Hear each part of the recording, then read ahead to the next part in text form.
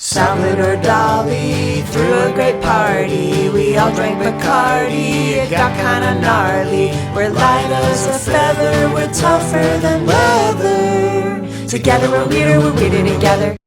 It's Weirder Together podcast. I'm Ben Lee. I'm Ione Sky. And is it my imagination or are we getting marginally more professional at this side hustle?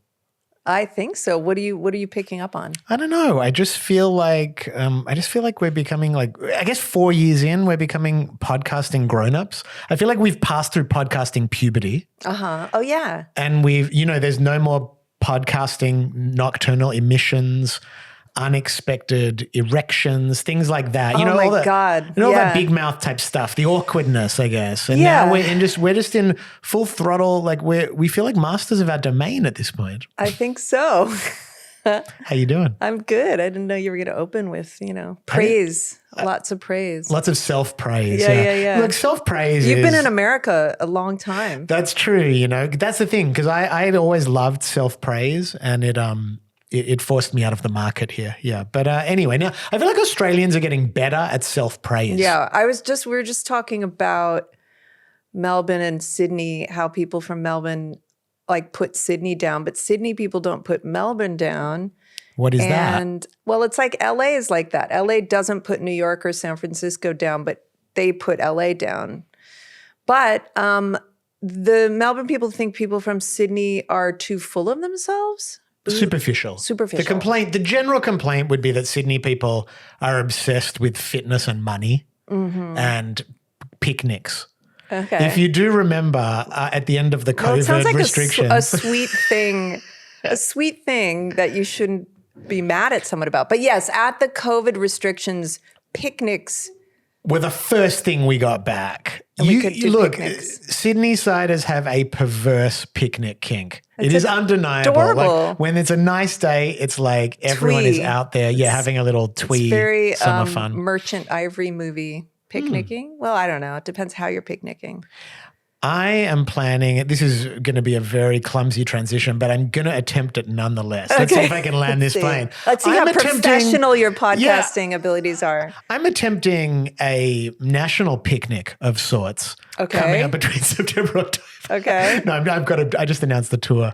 Nothing to do with picnics. I should have some picnics on it though, but it's the 20th anniversary of Awake is the New Sleep, which is probably my most famous record. And we just announced pre-sale goes on this week, and it's been a sort of wild experience, because I am not someone prone to nostalgia, right? No. When we met, you put the kibosh on my nostalgia. You're a much more innately nostalgic person than I am. Which helped in writing my memoir because I was in love with my own life. Yeah, I don't know why. I just have been, I guess I'm on the run always. I'm trying to always run forward. Or in the moment. Yeah. But I've kind of been embracing, it's been really nice, announcing the tour. Just the amount of people writing very tender things to me about what that album and that era meant to them. Listen, the amount of flights, train rides, or if you have an album that you just want to put on when you're traveling, kind of like the Milk New, I don't even know the album. Milk Hotel. I know what you're saying. Milk Hotel. Neutral Milk Hotel. Those kinds of albums, or Dylan, or there's just certain people or certain albums that you just love to listen to when you're in that kind of traveling. And anyway, Awake is such an incredible album. It's so interesting because that time of my life when I made that album, I was in the beginning of what will probably at the end of my arc on my Wikipedia entry will be known as my cult years. I was really at the beginning of it, but it was when people are drug addicts, the period where it's still working for them. Yeah. And that was my period for Awake. It was I was about to slide down into sort of a destructive place. Right. But it was all hunky-dory for that moment. I was in the romance. That arc is any musician documentary, band documentary, even I guess with actors and stuff, but that arc, it's just when it's working, Remember the Strokes documentary recently, or what was the Yeah, one? Meet Me in the Bathroom. Meet Me in the Bathroom. They all have a similar arc where it's just happening. It's all good, and And it's like you're then- not seeing the red flags and your blind spots. You're just like charging and then full a steam couple ahead. of people in the band just go down. Yeah, and because I'm a solo artist, those couple of people were all me. Right. But your brand had to be different. Yeah, it was not hard drugs. It was hard gurus. But yeah, hard holy water. Soft- hit that hard soft hit those gurus. hard blessings, those hard mantras. Yeah. But yeah, anyway, it's kind of like interesting to reflect on. And I do think some of me has been running a little bit from the reflection that comes with doing an anniversary tour. And I'm actually kind of looking forward to digging in and telling some stories and like kind of learning. I guess I want to learn more about what that album was to me. It's funny because what you were going through, now I know where you were and what you were doing. But when I hear the songs, I think about almost like that PJ Harvey New York album. Like, I think of you like living in New York and having that experience of being young in New York and just being in love with women and aching. But it was all very material things, like, but in a good way. But knowing that a lot of the longing was like of a spiritual nature. Well, it was all mixed up together. I mean, I think I was very like philosophically open, and that led to me having an openness and a passion for life and adventure at the time, and romance and sex and all those sorts of things. So it all kind of came together. But anyway, I'm just glad everyone's vibing on it. Yeah, and I'm really it's so excited. romantic. And I put out a reworked version of Catch My Disease 2025, with Phantom Planet backing me up on it, who are old friends of mine. And so if you're on our mailing list, which you all should be, if you're listening to this, there's really if you like this podcast, we send a couple emails a week, one with info about the episode, another with a pick of the week, which is something we love in culture. So it's sign up for that. It's in the show notes. But anyway, it's not long-winded, not long-winded at all. Like whenever I have a writing assignment, get ready. Like I had a writing assignment for something 600 words. And I gave it to Ben to go through last night. Just said, can you help me edit this right down? before bed, can you help me? And you said, you looked at it and you said, well, it's 20 pages.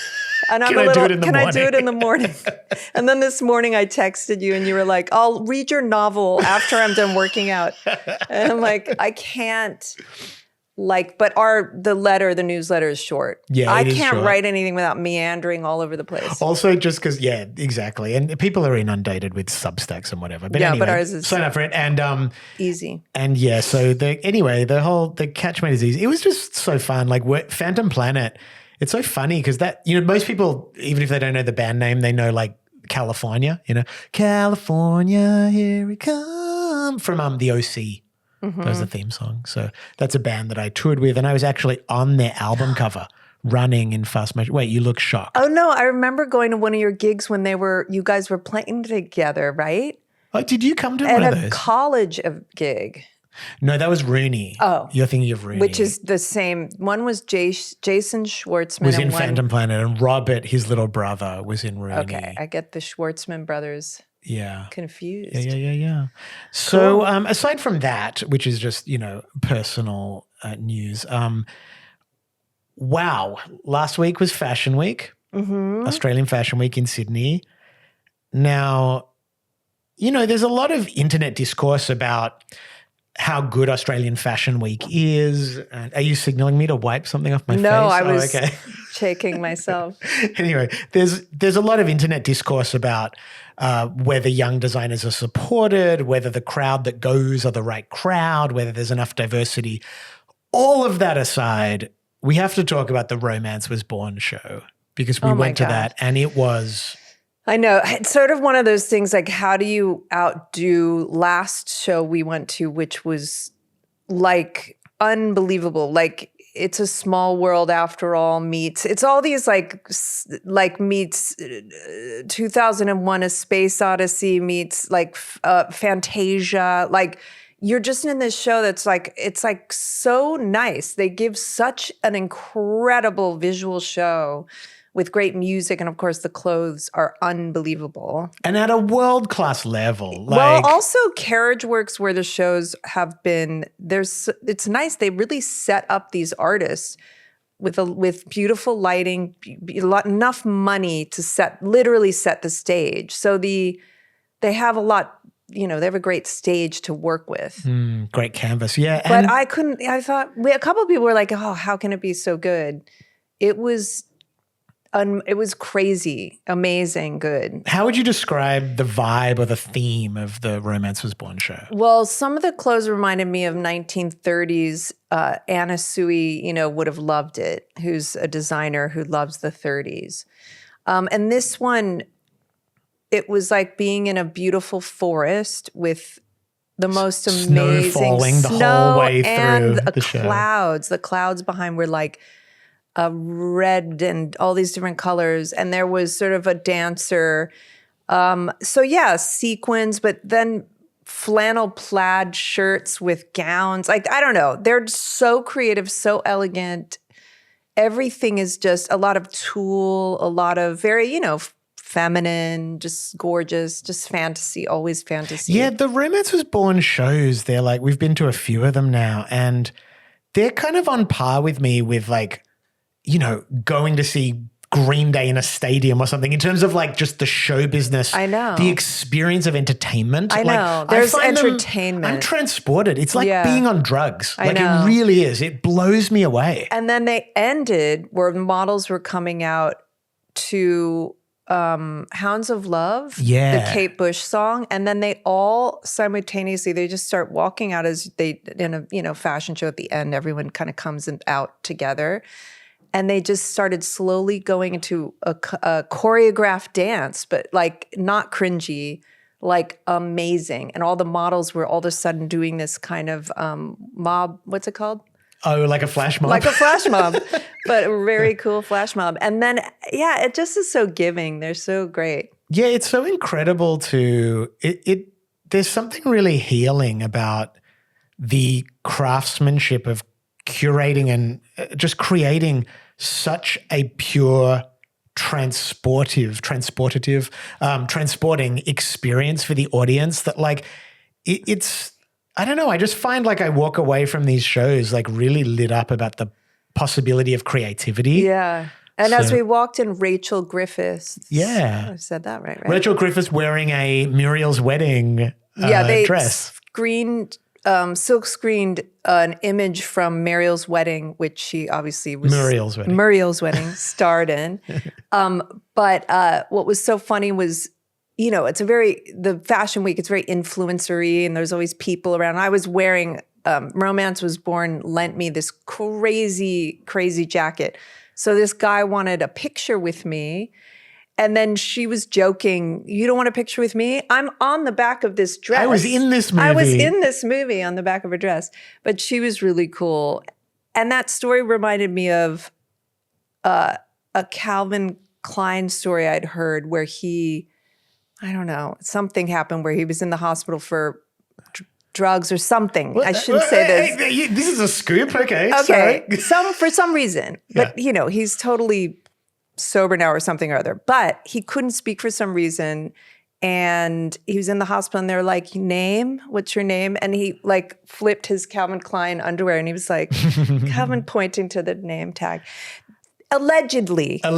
Well done. See, I told you that is pro podcasting. That's adult podcasting. So when she pointed to her, I was in this movie. Yeah. But I guess the point I wanted to make about it was that like, yes, there's obviously a lot of refinement that has to go into like lifting up young designers and how it's done and the diversity and the access and all of that stuff. But still just remembering like, wow, we're living at the time of these Romance Was Born shows. I know. And they are really like, I do think they're going to be historical events. Yeah. Like culturally, they're going to look back on and go, wow, those Romance Was Born shows were just, they they were just pieces of art at the highest level. Yeah. And I feel very fortunate to have for seen them. sure. Yeah. And then afterwards, we went to Bar Frida's at the Abercrombie, and we got there kind of early. They were hosting an after party for Alex Higgins, who'd had his show the day before. And we walked in as Dave and Carla, our friends who are the Frida's proprietors, were putting up a banner that said "Let's Dance" in the downstairs dance floor. And I felt like I was at in the best possible way, at like a DIY house concert or like party you would have thrown where you built everything. It just took me back to like just the excitement of things starting. Elephant Six. The Elephant Six thing. Yeah, exactly. No, I know. Yeah, it was really, really fun. And that night we had conversations with two lovely redheaded. Oh yeah, Kitty Callahan from Rush magazine. And then this other woman. So we had very cute conversations with these beautiful redheaded women who now. I hadn't made that connection, but yeah, you're right. Absolutely. Well, now there's a thing on TikTok. Oh, and, yes. It's been quite funny about gingers. So we do have to discuss this. There is a TikTok trend that is going around in which apparently ginger people have been invited into the Black community and are being recognized as brothers and sisters. Well, because there was one Black woman who said on TikTok, redheads are Black. Okay, now and then it started a whole... Yeah, I've actually got some snippets to play of this thing. So I found out about this after our night of accidentally having... That's true. I'm just going to play you like a couple of snippets of here and you'll get to see the way that this discourse is progressing. Wait, here we go. Hang on. Y'all again, everyone who is ginger, who has red hair, those are Black people.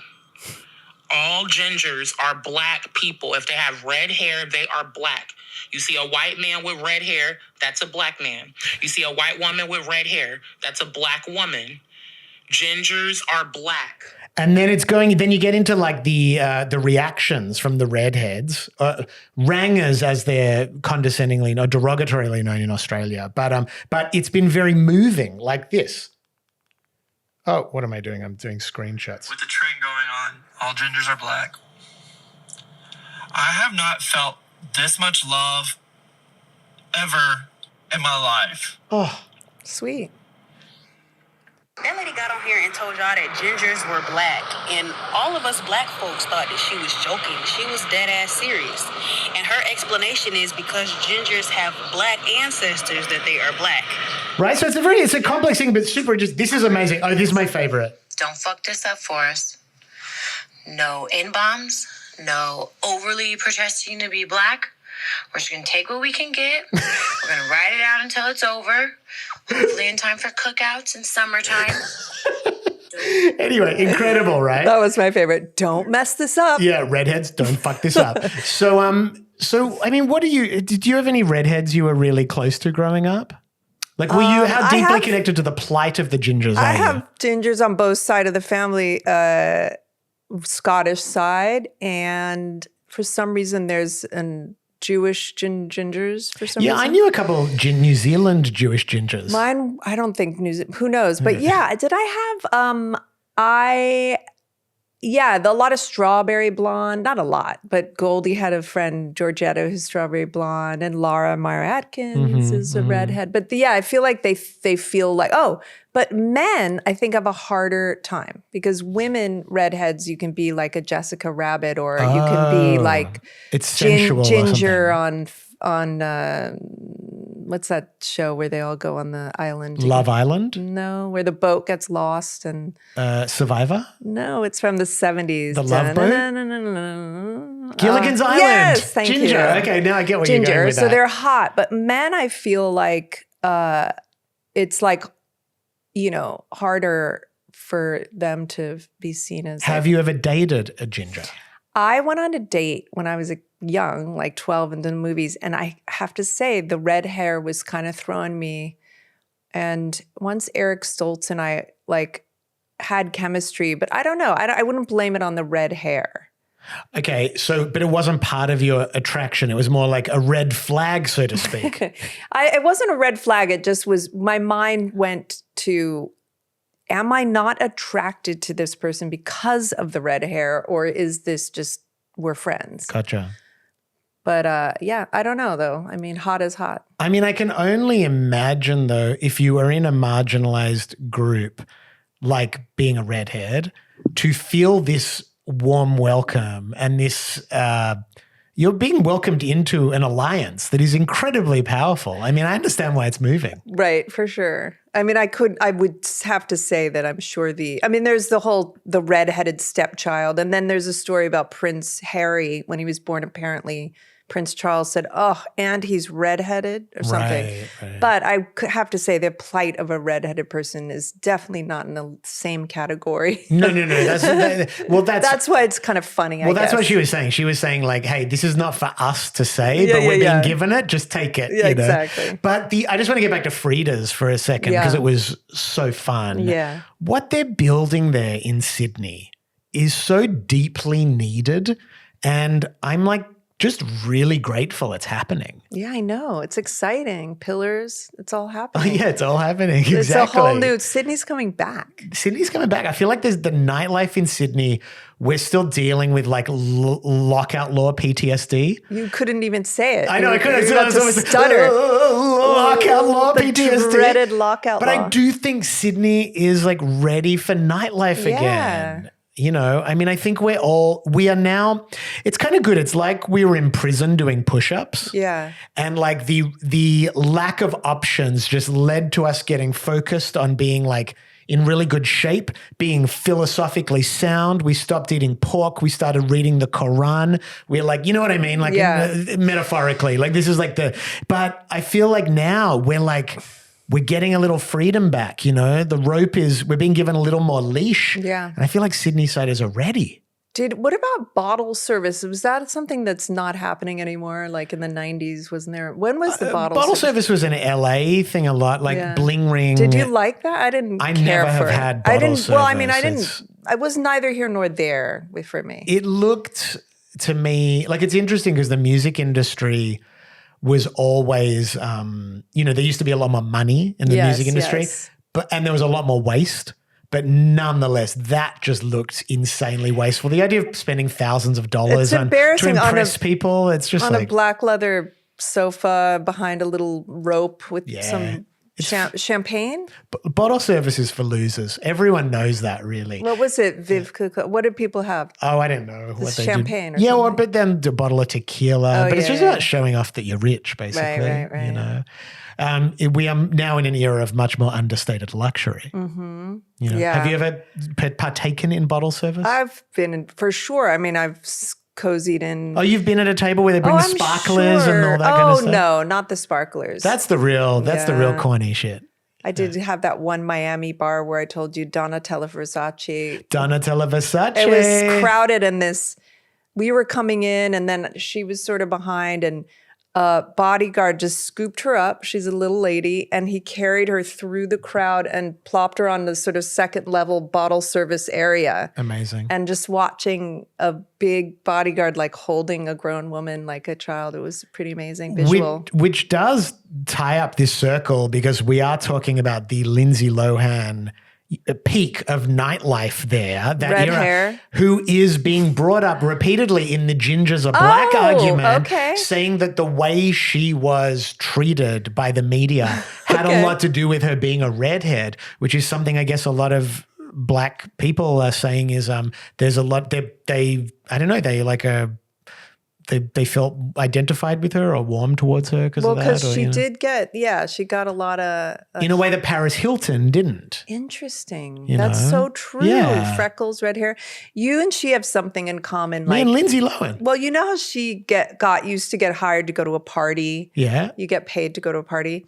Because she's fun, energy. And so you, DJ Dad Bod, Ben Lee, like in the future, yeah, you might be hard just to dance around a party. Well, you know, I don't know about dancing. You're good. I don't know if that's well. Actually, her dancing was quite funny in that one clip. Have you seen where she's amazing in Mykonos? Mykonos, where she throws her hair around. I think the likelihood of me being hired to dance is slim, but there is a thing that neither of us have ever really been offered or been able to monetize, which is the celebrity walkthrough of a club, where there'll be like they'll advertise a flyer saying with appearance by exhibit, and then exhibit after his show goes and collects a cool, 5, 10 grand, 15 grand, whatever it is, basically to walk through, get a free bottle for him and his friends and sit there. This is my brother's job. He would get the people to show up at the spots and make them, what's it called, a promoter. Yeah, I mean, that is really like, that's the point where you're at peak monetization at that point where you're being paid to just walk my through a brother party. and I are the most polar opposite. I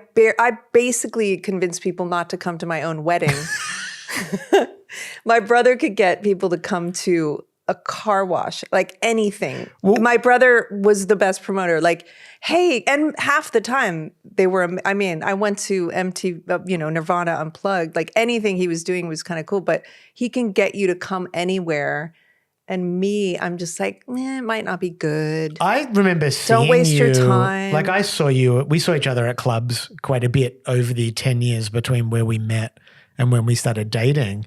And you did always look like you were sort of forcing yourself to be there. Yeah. Like you did always have a vibe of like you were a little bit like you knew that it was your obligation to be social and be out, but you were counting down. You'd given it a certain amount of time in your head and you were counting down to when you'd leave with a good conscience. I mean, it's true. A club would have to be so good for me to stay. But now I kind of more open. Did you go to Moomba? Oh yeah. Because I lived so close to this club in New York, Moomba. That was like my living room. So that was also, I'm like from Goodfellas. Like I want to be at a table, people coming to me, you want to sitting hold court for a few minutes, then move along, someone else comes sitting. And then, I'll dance, I'll be with the crazy people, but I kind of want to be fascinated and sitting there and just comfortable. You have a royal regal presence. Yeah. Except at Bar Frida's, it's a real fun mouse trap. You can. So, I know we almost had to drag each other out of there the other night. Because that club, there's a lot of different rooms. Yeah, so fun. So fun. We also had a fun little social excursion. We went on a double date with our curious media co-worker, Michael Theo, Mr. A+, and his girlfriend. We went to the Lord Dudley Hotel and had some snacks and had a little just stroll around and hung out with them a little bit, which was really nice. Yeah, and our kid and her friends came to meet us. And then at one point, Michael Theo's girlfriend went to use the toilet. And then also talk about a hard place to find. That Lord Dudley, you kind of can get lost at first. Yeah. So she didn't get lost, but Goldie went to help Michael kind of like figure it out. And they saw a dartboard, and then we couldn't find them, and they were playing darts. And he was really good at playing darts. And Goldie was like, wow, what if that changes Goldie's whole trajectory of life and she goes and just become a dart hustler at the pubs or something? Because she's applying for little teenage jobs. Yeah. The way being Domino's a dart Pizza hustler would be pretty good. Just talking about teenagers getting jobs, the way Goldie showed me the way Domino's Pizza is looking for employees, the way they present the opportunity, it sounds like the most fun job ever. Right. I mean, obviously it's going to be the stark, harsh reality of customer service. Yeah. Well, Domino's Pizza is not going to be, it ain't going to be pretty. If you ever get a pizza, you can see exactly what people are doing back there. So wait, what? Well, just whenever, don't you kind of clock what people's jobs are when you go and if you go into a Domino's. Yeah, like you imagine what that would look like. Yeah. I guess I don't know exactly what it looks like. Yeah, I have no idea. I mean, it sounds, she's like, you can make pizza, but I don't know that it is exactly like, being in Italy, like making pizzas. I'm sure it's very unlike being in Italy making pizzas. It's also, the famous thing with Domino's was they were heavily anti-abortion establishment. Right. They donated a lot of money, allegedly donated a lot of money to, anti-choice. Is she taking initiatives. into consideration anything No, like I'm that? not. I'm not trying to poison her mind with my, political beliefs. Look, at the end of the day, if you're going to work for a corporation, they're fucked up, man. Any of them. Sure. Any corporation big enough to become multi-million dollar international organizations are dodgy, and that's why we love them, anyway. So there you go. Can we chat a little bit about yesterday's rehearsal episode, this week's? We haven't talked about it since the first episode. Yesterday, in probably the best show on television, best show that's been Except on television for Formula in a long time. One. Except for F1 on Netflix, which we're late adapters to, and you should see Ione cheer for Max Vanderstappen. Is that his name? I don't know. No, but that was the one whatever he is. Okay. I couldn't remember. Okay, anyway, whatever he is. This is not for us. The main entry point for us into the F1 documentary was Jerry Halliwell being married to the guy having the Me Too scandals at Red Bull. Right. Once we were like, a Spice Girl. There's a Spice Girl. But then cut to, I'm like obsessively learning. Now I'm going deep dive into the whole world. But the rehearsal just keeps yes. getting better and better, weirder and weirder. This is a show on, not that we have to. It's on Max. We don't have to promote We should it. promote it's a pretty big show, I'm sure. But still, it's like I saw someone on TikTok today saying that it's the kind of show you're probably not watching, but all your most interesting friends are watching. And as our beautiful babies know, we are your most interesting friends and we are watching it. But check it out. We don't want to give too much away. Yeah, but mini spoilers. You can skip ahead like 2 minutes. But there was a huge internet discourse in the first season of The Rehearsal where the autistic community really embraced Nathan Fielder and the concept of The Rehearsal, because a lot of quite intensely autistic people have to rehearse for everyday occurrences. They found the whole premise for the show really relatable. And Nathan, almost like a role model or thought leader, as this episode says, for the autistic community. And in this episode, he tackles it head on, and it is amazing. And it goes without saying that if you ever know Nathan Fielder's, a lot of the themes in his other shows are about awkwardness with dating, his own awkwardness with people. He dives deep into his awkwardness, which is sort of, I thought that's what the autistic thing was. And also, I'm sure the discourse is he autistic, but it gets quite interesting and funny in an interesting way. He's a comedic genius. So the way he handles the whole thing and puts it into the story, he's just a master. It's incredible. He's so great. And just the way I think we are living in an age now where the best artists are aware of and incorporate the internet discourse into their work without being subservient to it, without becoming a slave to it. But whether it's Lana Del Rey or, I don't know, Nathan Fielder, I feel like these artists who are working at this level, they know just how much to acknowledge the way the public is perceiving their work, but then to keep leading them in new directions. Yeah, it is so I know. exciting. You don't know what, it's exciting. You don't know what, you can imagine he's taking it somewhere and then he takes it somewhere else, and it's really incredible. Yeah, meta. Really great, really great. Tune into The Rehearsal. Shamir's album, our friend Shamir, has a new album that came out today. It's called 10. It's his last album for reasons that are his own. He isn't going to make any more records. He's going to move into other forms of expression. And he asked 10 of his friends to write a song for him to sing, and I wrote one of them, this song called Offline. And it's interesting because it's sort of about the opposite of what I was just saying about Nathan Fielder, where everything feels so related to and reflected in internet discourse. But the idea that our most private and our most tender moments actually happen offline and in private. Yeah. And that's really like what I know, it's it's about. a sweet song about like hooking up with someone. Let's do it offline. Yeah. And it's a really beautiful, we were listening to the record on the way here, and it's just a gorgeous. Shamir's from Philadelphia. Yep. And Vegas originally. But the Philadelphia thing, so Shamir came into town and directed a music video for you. Yes, Slow that was Down. great, where Goldie was in it. It was fabulous. And during the day of filming, we went in to get fruit smoothies, smoothies. And Shamir got the Green John. Well, he was like, this is a Green John.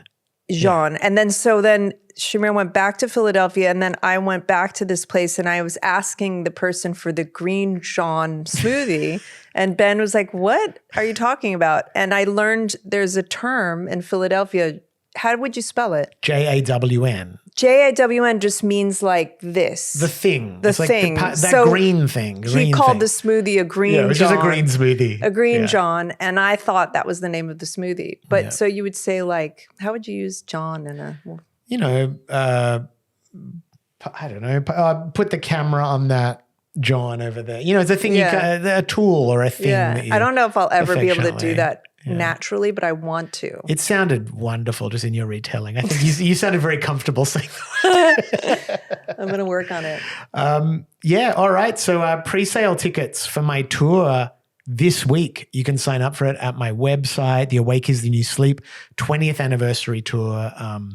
I don't know. Feels like there's demand. So many people get in just there, sign up, and Every other get day are tickets like, early. I proposed to my, person to this song, or Yeah. you got me through something. Anyway, it's really going to make a splash. I'm excited. Tonight I'm going to the Metro and I'm going to get up and do a song with my old pal Evan Dando at the Lemonheads. They're doing an anniversary tour. This is the Come On Feel tour. So that's going to be fun. Haven't seen him for a while. He's been living in Brazil, Sao Paulo. Whoa, okay, Yeah. fun. I want to hear all about it. Anyway, beautiful babies. Nice to talk to you, Ben. Nice to be on the podcast again. Yeah, we're professionals. All right, we love you guys. Love you. Together we're weirder together.